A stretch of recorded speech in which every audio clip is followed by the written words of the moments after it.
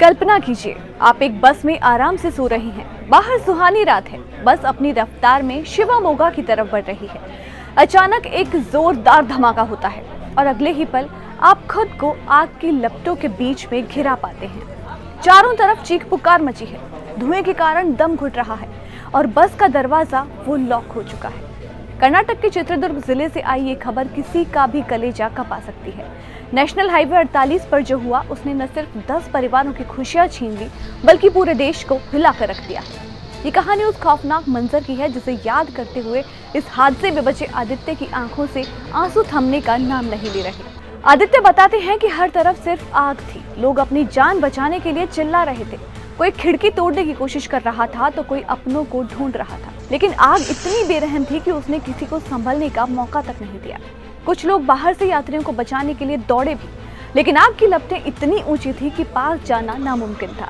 मिनटों के अंदर वो बस लोहे के जलते हुए पिंजरे में तब्दील हो गई। सवाल यह है कि आखिर एक चलती बस अचानक आग का गोला कैसे बन गई। चश्मदीदों ने जो बताया वो रोंगटे खड़े कर देने वाला है। सचिन नाम के एक प्रत्यक्षदर्शी ने उस वक्त उसी हाईवे पर थे। बताते हैं कि बेंगलुरु से शिवमोगा की तरफ जा रही स्लीपर बस ने अभी उनकी गाड़ी को ओवरटेक ही किया था कि तभी सामने से आ रहे कंटेनर ट्रक का संतुलन बिगड़ गया।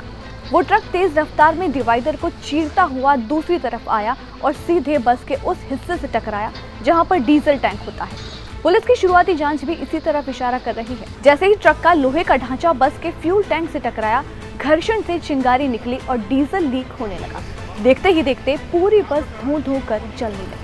हादसा इतना भीषण था कि ट्रक ड्राइवर समेत 10 लोगों की मौके पर ही मौत हो गई। नेशनल हाईवे पर करीब 8 किलोमीटर लंबा जाम लग गया। घंटों तक ट्रैफिक थमा रहा और धुएं का गुबार आसमान छू रहा था।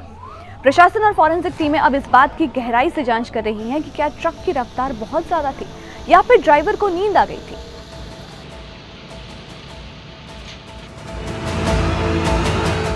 हादसे के बाद अब बस की जो तस्वीरें सामने आई हैं वो दिल दहला देने वाली हैं। बस पूरी तरह से जल करके खाक हो चुकी है।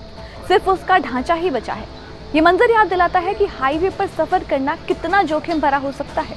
अधिकारियों का कहना है कि डीजल टैंक पर टक्कर होना सबसे घातक साबित हुआ, क्योंकि इसी वजह से आग को फैलने के लिए ईंधन मिल गया। इस दर्दनाक हादसे ने एक बार फिर से हाईवे सुरक्षा और डिवाइडर की मजबूती पर सवाल खड़े कर दिए हैं। आखिर एक ट्रक इतनी आसानी से डिवाइडर पार करके दूसरी तरफ कैसे आ गया? क्या बस में आग बुझाने के उपकरण मौजूद थे? क्या यात्रियों के पास इमरजेंसी एग्जिट का रास्ता था? आज 10 लोग अपने घर नहीं पहुंच पाए। उनकी यात्रा हमेशा के लिए अधूरी रही। आदित्य जैसे जो कुछ लोग बच गए हैं, उनके लिए ये जिंदगी का दूसरा जन्म है।